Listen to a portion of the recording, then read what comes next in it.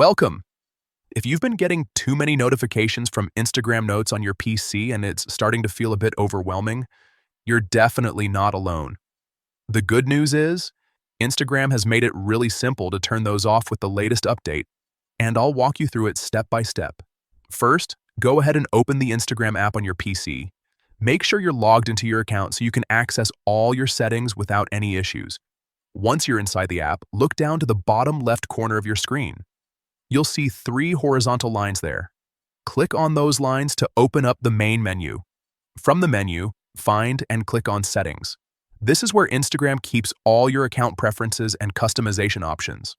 After you enter Settings, look for the Notifications section and click on it.